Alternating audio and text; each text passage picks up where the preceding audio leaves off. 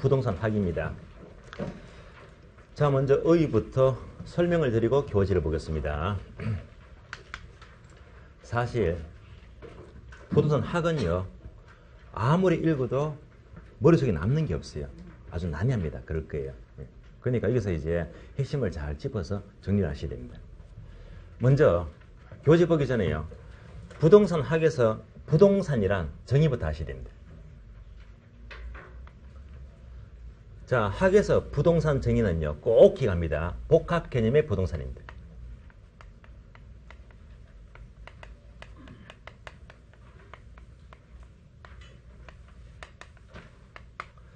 복합 개념 꼭 기억하시고요. 자, 크게 세 가지 측면인데요. 복합 개념은요.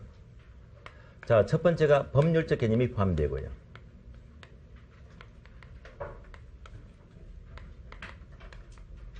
두 번째가 경제적 개념입니다. 세 번째가 기술적 개념입니다. 세 가지를 합쳐서 법경기라고 부르죠. 자, 무슨 경기? 법경기 세 가지입니다. 자, 세 가지를 합친 것이 바로 복합 개념의 부동산 개념이 되겠습니다. 앞으로 여러분들이 시험을 합격하시고 실무를 계속 하시더라도 항상 부동산을 보는 관점은요, 법경기로 늘 분석하세요. 이런 마인드를 가져야 됩니다. 예를 들면요, 자, 시내 도심지가 있어요. 네 거리입니다. 위치가 좋잖아요. 자, 여기 이제 상가 빌딩을 짓습니다. 이걸 지을 때도 항상 법경기 마인드를 따져봐야 됩니다. 자, 시내 중심지 지역은, 자, 용도 지역은 주거지역이다, 상업지역이다? 당연히 상업지역이죠. 자, 상업지역은 주거지역과 달리 건폐율, 용적률이 달라집니다. 이게 높으니까요. 자, 용적률을 고려하니까 충분히 10층 빌딩까지를 지을 수 있단 말입니다. 그러니까 상업지역이다, 건폐율, 용적률을 따져서 바로 예컨대 국토기획법, 건축법, 무슨 측면? 법률적인 측면입니다. 이걸 먼저 고려해야 됩니다. 법적으로 검토하니까 10층 건물을 지을 수 있대요. 그런데 두 번째, 경제적 개념이다. 이건 뭐냐? 10층 건물을 지었는데 임대가 5층밖에 안 된대요. 나머지는 공실이다. 건물 망한 겁니다. 차라리 안 짓는 게 좋아요. 10층을 지었다면 공실이 없을 만큼 전부 다 만실 가까이 돼야 되겠죠. 이러면 경제적 특성이 있는 거예요. 이것도 갖춰야 됩니다. 뿐만 아니고 기술적인 개념은요, 일단 시내 한복판이다, 내거리다, 위치가 아주 좋아요. 만약 이 위치에 이 건물을 짓지 않고요, 조금 내려갔어요. 이런 땅이었어요. 입구가 좁은 자료용 토지예요. 여기다 10층 빌딩을 짓게 되면 이 건물도 망하는 겁니다. 물리적 타성이 없다는 말입니다. 항상 벌써 생각할 때마다 법경기 세 가지를 모두 생각하면서 생각하는 마인드를 가져야 됩니다. 자, 따라서 학에서는요, 한마디로 법경기가 모두 포함된 복합 개념의 분선을 보고 있습니다. 이렇게 보고 있으니까 결론적으로 부동산 학의 정의는요, 복합 개념이기 때문에 세 가지가 모두 체계화되고 종합된 종합과학입니다. 세 가지를 모두 응용시킨 응용과학입니다. 그래서 부동산 학은 종합 응용과학입니다. 그 뿌리가 무엇 때문에? 법경기가 모두 포함된 복합 개념이기 때문입니다. 따라서 종합 응용과학이니까 이것을 분석하자. 분석하는 접근 방법이 있죠. 자, 접근 방법도 마찬가지로 종합식 접근 방법입니다.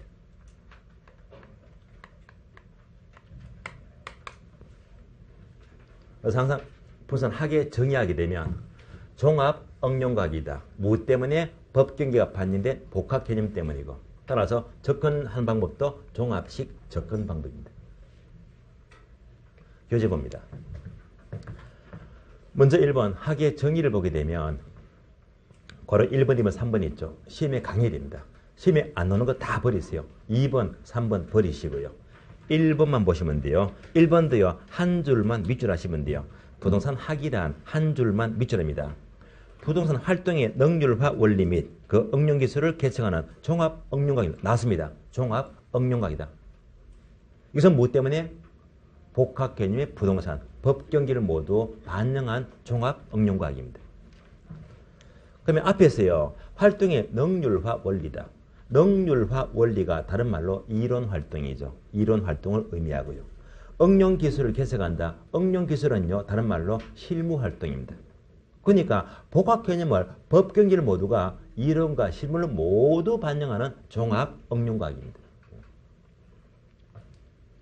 그래서 항상 이제 학위 개념 나왔습니다. 학위 여기 딱 나왔다면요. 항상 부동산은 법 경기 복합 개념 부동산이다. 떠올리시면서 이걸 모두 종합했으니까 종합 응용이다만 딱 돌리면 뭐 다 끝난 겁니다. 아시겠어요? 이런 내용이 떠올려야 됩니다. 다음 페이지 넘어가요. 41페이지입니다. 목차 2번. 자, 부동산 학의 학문적 성격입니다. 자, 성격 크게 우리 교재는요. 5가지로 나와 있는데요. 1번 종합과학이다. 다음 페이지 2번 응용과학, 3번 경험과학, 4번 사배과학, 5번 규범과학입니다.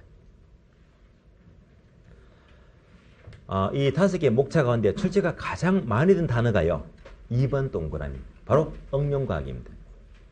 자, 응용과학이 중요한 단어예요. 처음부터 볼게요. 부동산학은 1번 종합과학이다. 왜 종합과학이죠? 화살표 제목에다가 법경기 적어주고 세 가지를 종합했으니까 종합과학입니다. 다음에 고려 2번 응용과학은 뭐냐? 자, 응용과학이 있죠. 이것의 상대적 개념은 바로 순수과학은 틀린 말입니다. 순수과학이 아니라 응용과학입니다. 그러면 순수과학은요. 순수하게 한 분야만 집중적으로 파헤친대요. 예를 들면 물리학 또는 화학이다. 수학이다.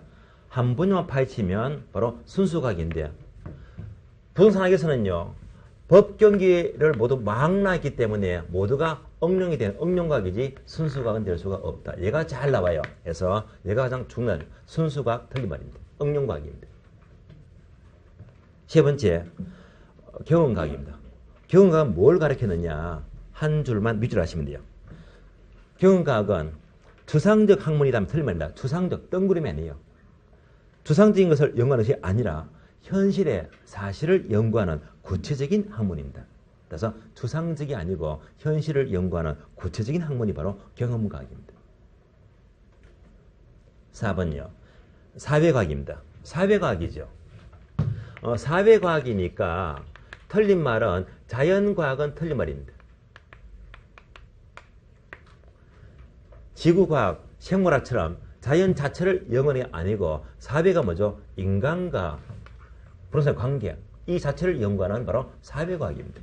따라서 첫 줄 보게 되면 바로 인간과 부동산과의 상호작용을 연구하는 사회과학입니다. 5번 규범과학입니다. 규범과학은요 말이 조금 어려워요. 어렵긴 하지만 시험과는 거리가 멀어요. 거리가 멀지만은 이해는 시켜드리겠습니다. 규범과학이 뭐냐?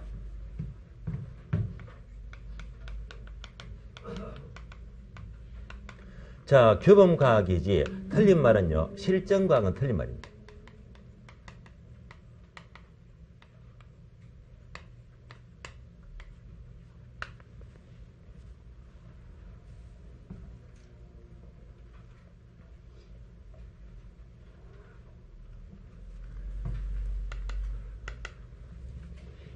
그러면 실전과학은 뭘 말하느냐?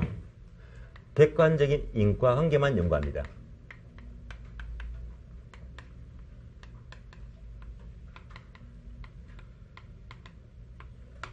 여기서 인과관계는 바로 원인과 결과만 연구하면 실전과학입니다. 예를 들어 볼까요? 어느 지역이 크게 개발된대요. 개발되면 인구가 증가합니다. 자, 인구가 증가하면 그만큼 땅값 올라가죠. 집가는 상승합니다. 집가고. 땅값이 올라가니까 투기가 극성을 부리겠네요. 인구가 증가한다. 원인이 발생하니까 그 결과 투기가 발생한대요. 여기까지가 바로 원인과 결과 실전과학을 가리킵니다. 그러나 부산학은요, 이걸로 끝나는 게 아니라 여기에다가 추가로 가치 판단이 개입이 됩니다.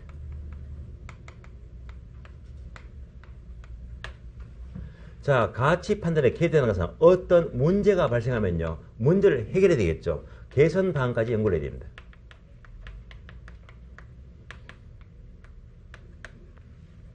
예컨대 이렇게 결과 문제가 생기니까 이 문제를 해결하자. 투기 문제를 해결하기 위해서 정부가 개입하죠. 바로 부동산 정책입니다. 이렇게 가치 판단에 개입되어서 어떻게 투기를 해결할까? 아주 무거운 세금을 물리자. 바로 조세를 많이 부과하자. 여기까지 해결하다. 여기까지 연구하는 것이 바로 규범과학입니다.